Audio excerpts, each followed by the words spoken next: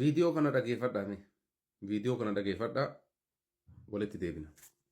ዩኤዎች ወደ 2 ቢሊዮን 3 ቢሊዮን ድጋፍ ሰጡ።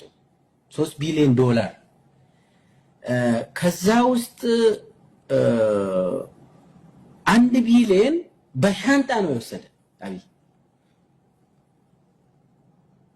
በሻንጣ 1 ቢሊዮን ወስዶ የት ነው ያስቀመጠው? ለብሔራዊ ባንክ ምናምን ይሄ ፋይናንስ ሚኒስቴር አቅ ለነሱ አላሳየም።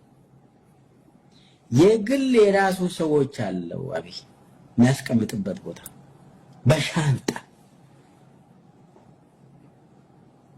ብዙ አሁን dhaggeeffattanii jirtanii namni haasaa kana haasa'aa jiru Dr. Milkeessaa Miidhagaati. Dr. Milkeessaa jechuun zabana duraanii yeroo aangorra turan sanitti hedduu nama gaarii ture dhugaatti Dr. Milkeessaan.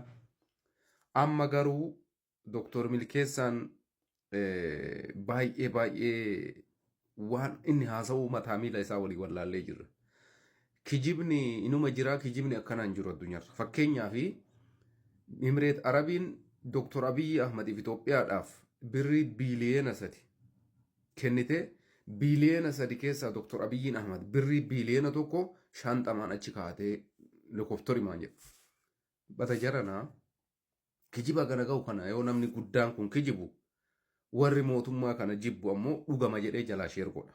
Jalqaba irratti Dr. Abiy Ahmad mallaqa isaa osumaa fuudheeyyuu addabaabayii irratti akka Dr. Milkeessaan argutti namni mallaqa fuudhu hin jiru. Tokko kana. Lammaffarratti Dr. Milkeessaan birrii biiliyeena 1 itti muummichi ministeeraa fudhatu kana akkamitti arge?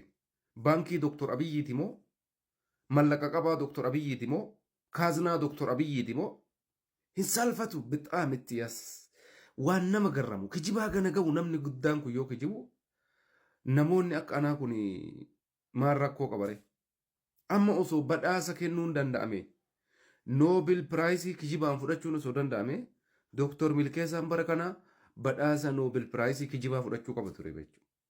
An takkaa kijiba akkana argeen beeku bixaam itti nama ajaa'iba Dr. Milkeessaa kijiba isaa waan nama ajaa'ibu dhugaa rabbititti.